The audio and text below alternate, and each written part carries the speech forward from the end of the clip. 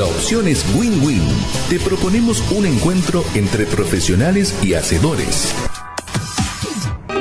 Bueno, y como les comentábamos, hoy estamos con Ricardo Matenet, el director de Abaspro. Es una firma que es pionera en consultoría de compras para todo tipo de empresas y que opera en Argentina desde el 2007. Posee más de 15 años de experiencias como consultor de compras y como tal ha ayudado a las principales empresas del país a mejorar sus procesos de compras y a transformar mejor su gasto en inversión. ¿Cómo estás, Ricardo? Bienvenido. Feliz de estar acá, la verdad que es una linda oportunidad y un aprendizaje para mí, así que gracias. Bueno, muchas gracias. Te quiero hacer una consulta que me parece que es muy importante. ¿Es tan importante saber comprar como saber vender?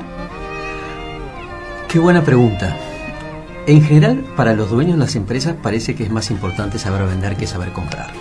Si uno se fija en las estadísticas de sueldos, o hace una encuesta de sueldos, o ve las encuestas de salarios, se va a encontrar con que en general el director de compras siempre gana más que el director de ventas siempre gana más que el director de compras. Uno puede tratar de sentar y teorizar sobre eso, me parece que tiene razones del pasado, pero también tiene razones presentes, ¿no? Siempre uno puede pensar que es más difícil conseguir un peso para que con ese peso hacer otras cosas que conseguir un bien teniendo el peso, ¿no? Pero podríamos estar un rato largo discutiendo qué es más importante uno y otro. Sí, desde mi lado, no haría un buen trabajo si no defiendo la postura del hombre de compras, porque creo que lo que le falta al mercado todavía entender es cómo ha cambiado su rol. En los últimos 30 años, yo te diría a partir de la gran revolución que tiene que ver con... En realidad hay como varios hitos importantes, pero uno tiene que ver con la guerra, la Segunda Guerra Mundial, y el crecimiento enorme que tiene la logística a partir de ese año o de esos años, y el segundo es la globalización, ¿no? Que hace que el mundo cambie absolutamente. Una tercera tendencia, te diría que también es fascinante, es como las empresas han tendido cada vez a especializarse más. Entonces cada vez las empresas hacen más cosas, más específicamente, y dejan que sus proveedores hagan el resto. Todo eso hace que la función del hombre de compras haya cambiado en profundidad y en complejidad. Y no solamente tiene que comprar más cosas y más variadas, sino que tiene que comprarlas en lugares distintos del mundo y en momentos más precisos, porque no se puede, al tener todo esto, tener enormes niveles de stock, porque si no sería imposible. Entonces, el pobre hombre de compras en los últimos 30 años, te diría, ha tenido que cambiar y adaptarse tremendamente. El que no ha cambiado tan rápido es el dueño de la empresa. Sí. El dueño de la empresa todavía está trabajando, sobre todo en empresas familiares o en empresas grandes familiares, todavía está en esa etapa de que está tratando de entender si tiene que sacar a su hijo muy inteligente de ventas y mandarlo a compras y no al revés, ¿no? Está todavía en ese paradigma. Fíjate, claro. Nosotros tengo siempre un cuento que es muy divertido, ¿no? Si el dueño de una pyme tiene dos hijas nenas, ¿no? Entonces las dos hijas se casan. Y una se casa con un chico que es brillante, va a la facultad, saca muy buenas notas, rápido el pibe, un águila, ¿no? Y la otra que no es tan agraciada, pobrecita, o qué sé yo, tuvo mala suerte, se casa con uno que es simpaticón, ¿no? Es buenazo. Bueno, la pregunta es dónde va el buenazo en la pyme y dónde va el águila, ¿no? ¿Y a dónde va el águila? El águila va a venta siempre y el buenazo va a comprar. Con el paradigma de que si es buenazo no me va a robar y si es un águila me va a vender mejor. A lo cual yo no discuto eso en el términos de que hay que hacer las cosas bien en ambos lados, ¿no? La pregunta es, cuando te va a vender también te pueden robar, ¿no? Y la verdad que hoy pensar en términos de robar en cualquier lugar de la organización es malo. O sea, no es algo que afecte a una sola área, sino va a todas las áreas. A todo, claro. Okay, entonces ya es un hecho, ¿no? Que la persona tiene que ser honesta siempre. Sí, y cuando uno piensa en comprar, ¿no es cierto? Yo creo que tiene como mala fama, ¿no es cierto? Quizá el comprador, porque va a ser el que en definitiva termina, digamos, sacando dinero de caja. Ahora, ¿cuál tendría que ser su estrategia? ¿Comprar barato? ¿Qué tiene que mirar para comprar? No, en realidad, a ver, es como que hay dos preguntas que estás tirando sobre la mesa y las dos son sumamente interesantes. Voy a tomar la segunda y para que te va a contestar la primera. Digamos, ¿qué tiene que hacer un buen comprador? En realidad, lo primero que tiene que hacer un buen comprador es entender hacia dónde va la empresa, porque si un comprador no entiende cuál es la estrategia de la empresa, difícilmente puede aportarle valor. ¿Cómo te explico esto? Si el dueño de una empresa tiene una estrategia que es ser el competidor de ese mercado, el más barato, ¿sí? Entonces su comprador va a tener que tener una estrategia de desarrollar proveedores que sean sumamente baratos, en los cuales el nivel de servicio no sea tan relevante, pero sí el costo sea muy relevante. Ahora, si el dueño de la empresa tiene una estrategia de ser innovador, o sea, el primero en el mercado, entonces el hombre de compras va a tener que hacer un desarrollo de proveedores que le puedan surtir primero, antes que la competencia, que puedan hacer llegar con él primero y ese nivel de confianza que tenga. Entonces, está claro que hoy comprar bien no es solamente comprar barato, sino yo te diría que comprar bien es hacerlo de acuerdo a lo que es la estrategia de la compañía.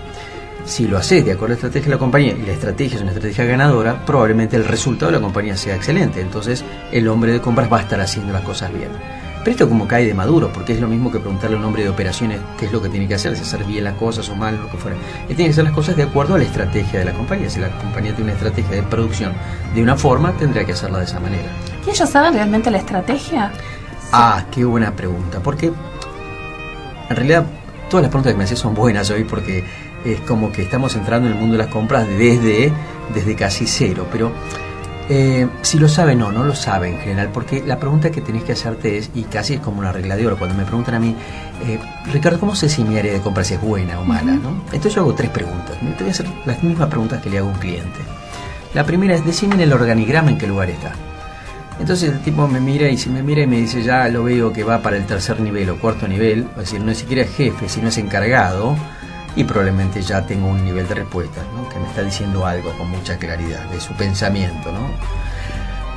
Si encima le pregunto, esa persona, ¿qué porcentaje de los cheques que vos emitís, de la plata que sale de la compañía? Porque la verdad, una compañía son los cheques que se emiten, las transferencias que se dan afuera, ¿no? Entonces, de ese porcentaje total, ¿qué porcentaje pasó por la decisión de esta buena persona?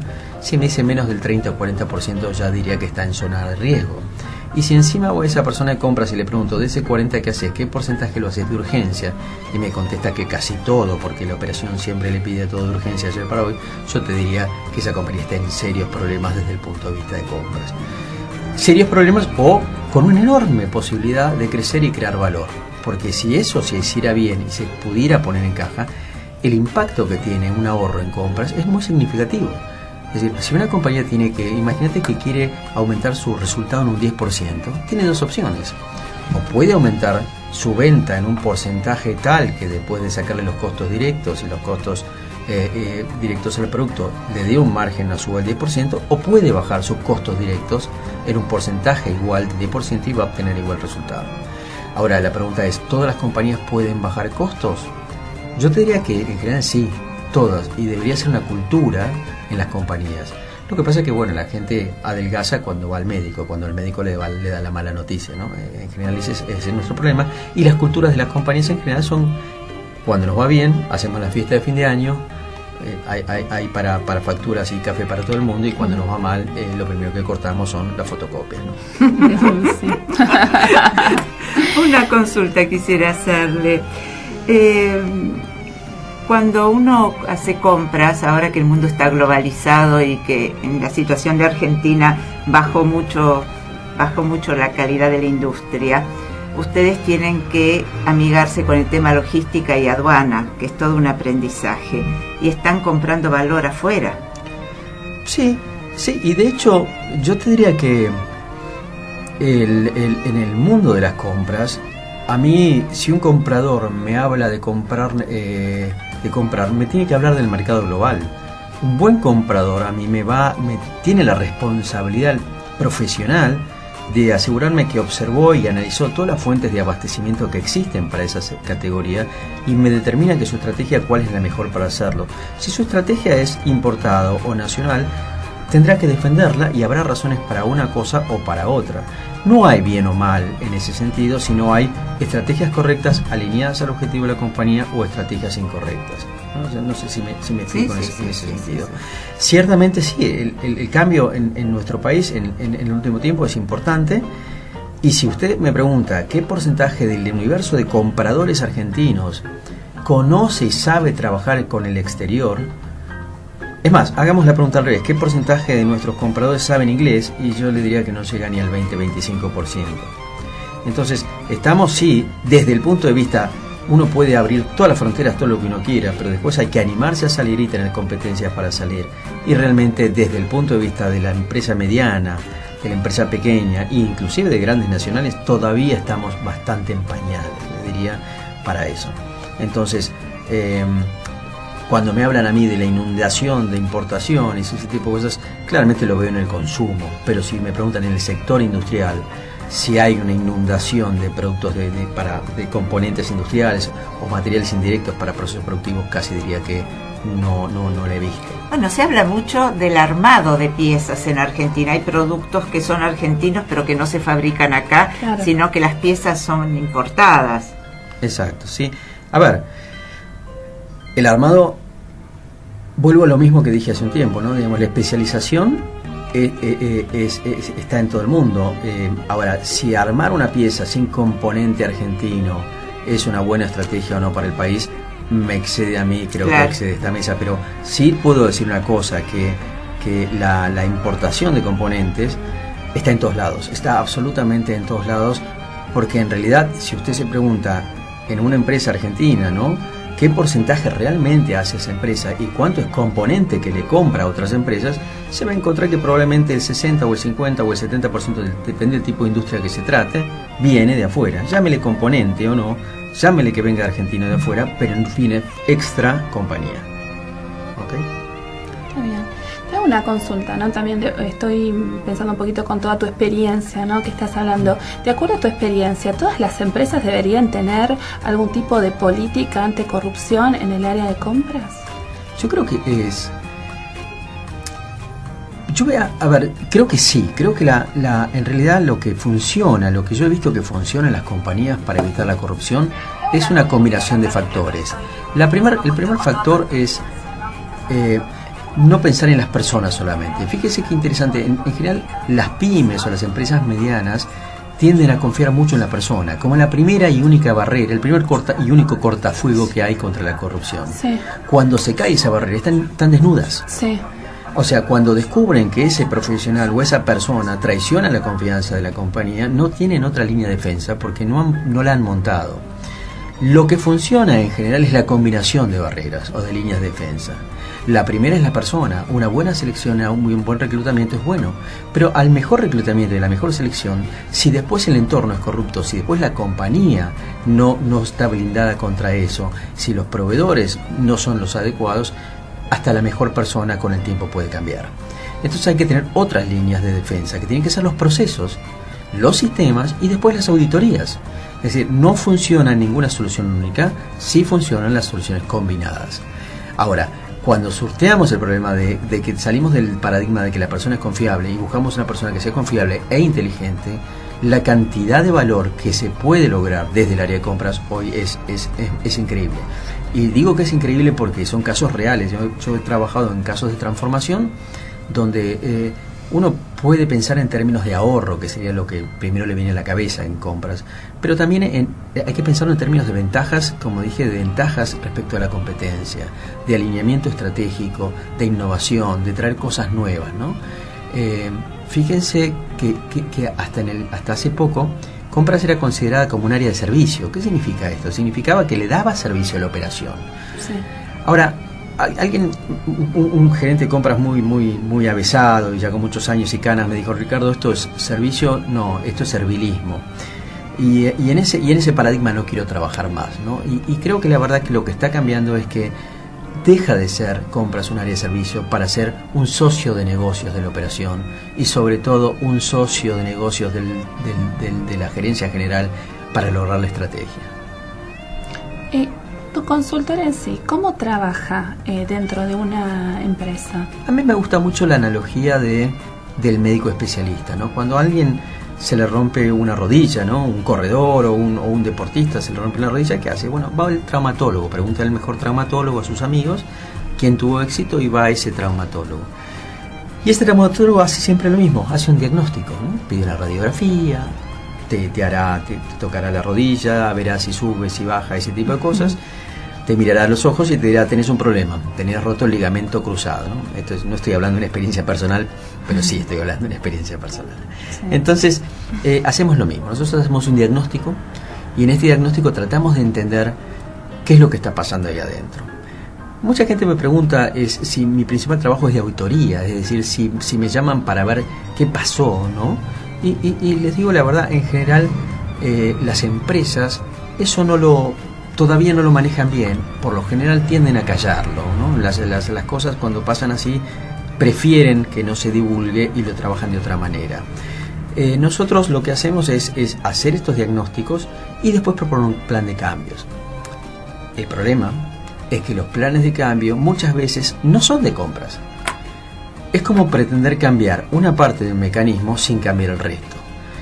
Yo hablaba de este nivel de ser un área de servicios. Si yo no le explico a quien le daba servicios al área de compras que compras dejó de ser una serie de servicios, puede tener un problema. Y lo que nos pasa, y le pasa a todas las organizaciones, es que terminan entendiendo que esto es un proceso de cambio general que puede estar impulsado por compras, pero podría estar impulsado por otros lados. Que en el fondo lo que hace es decir, bueno, gente, ¿cómo hacemos para trabajar en otra forma de trabajo mucho más colaborativa para que nosotros podamos hacer nuestro trabajo y el resto también? Tengo un ejemplo que es divertido, ¿no? Que siempre lo digo, trabajaba en una compañía y el área de operaciones nos manda a pedir unas correas que unían motor con unas bombas. Y siempre era la más cara del mercado. Hasta que un día preguntamos para qué era y nos dicen, no, pero esto es para una bomba que lleva el agua a un tanque, a un baño de servicio. Entonces nos dimos cuenta, ¿no? que en esta discusión, si no se decide juntos qué es lo que hay que comprar, probablemente se está comprando mucho más caro de cosas que no se hacen falta, simplemente por tradición, ¿no? Y es interesantísimo porque en general lo que define lo que se compra en una compañía probablemente es una decisión de hace 40 años cuando se fundó la compañía. Fíjense ustedes cómo impacta. Si yo fundo una compañía en Moreno y está ahí, eso ya impacta en mi malla logística de hoy, impacta en los horarios en que pueden entrar los camiones, qué tipo de camión puede entrar, impacta qué proveedores tengo, dónde estoy, los más cercanos, los más lejanos. Es decir, que muchas de nuestras decisiones de abastecimiento están condicionadas por decisiones que hicieron nuestros abuelos, ¿no? O el abuelo fundador de la empresa. Sí, ¿utilizan alguna técnica? O sea, viste que hay técnicas nuevas. Sí, qué bueno. Contanos un poco, sí. Mira, en realidad también es un tema. Recién cuando la gente me pregunta qué hay de nuevo en compras, ¿no? Y la verdad es que lo único nuevo grande que hay de nuevo es del año 83. En el año 83 hay un investigador americano que se llama Peter Krahill, que él hace una matriz y la publica en el Harvard Business Review. Y esa matriz realmente lo que hizo fue darle una visión estratégica a compras, porque le permitió darle una visión que realmente conmocionó al mundo de las compras. Yo diría que la compra y el mundo de las compras era hasta 1983 y después. Esa matriz lo que genera después una metodología y una mentalidad que se llama abastecimiento estratégico, que en general yo te la resumiría en 2 palabras para que la gente nos entienda con claridad. Lo que dice esa metodología es: no compre cuando necesita, sino en realidad planifica su compra a principio de año. Porque si usted sabe y tiene una empresa de proceso continuo que hace 18 años está operando en el mercado, usted sabe lo que va a necesitar. Puede ser que no lo sepa en el momento exacto en que va a necesitar esta tuerca, pero sabe que el año pasado consumí 10 tuercas, el anterior 8, el anterior 9 y así sucesivamente. Entonces en el orden de 8 o 10 tuercas probablemente las consuma. Señor, vaya, busque proveedores, negocie un acuerdo y al principio del año tengamos esto cerrado para que cuando necesitemos la tuerca ya esté el precio acordado y el proveedor definido. Entonces no hay más compra de emergencia. Pero la belleza de eso, ¿saben qué es? Es que no solamente tengo todo eso solucionado, sino que dejo de comprar de a tuerquitas. Y cuando uno compra de a tuercas, la pregunta que tiene que hacerse es: ¿el proveedor le hace el precio por una tuerca o por todas las tuercas que usted compra en el año? Probablemente por una tuerca. Por una tuerca, claro. Bueno, Ricardo, muchas gracias. Quiero saber cómo podemos hacer para comunicarnos. Si está escuchando algún empresario, un emprendedor también, ¿por qué no? Que quiera consultar tus servicios y que los puedas ayudar. Mira, yo creo que la vía más fácil es buscarnos en la web, en internet. Nuestra empresa se llama Abaspro con B larga, aspro.com.ar. Ahí están los datos de contacto y serán gusto. La verdad que nosotros no discriminamos entre empresa grande, chica, nacional e internacional. Sabemos que todos necesitan un poco y una mirada interesante en compras, así que bienvenidos. Bueno, muchas gracias, Ricardo Matenet. Y bueno, fue un placer realmente. Cualquier información que quieran sobre él o si quieren volver a escuchar esta entrevista lo pueden hacer en www.difupren.com.ar. Muchas gracias. Muchas gracias a ustedes por invitarme. Fíjate la hora, es el momento de salir de la zona de confort.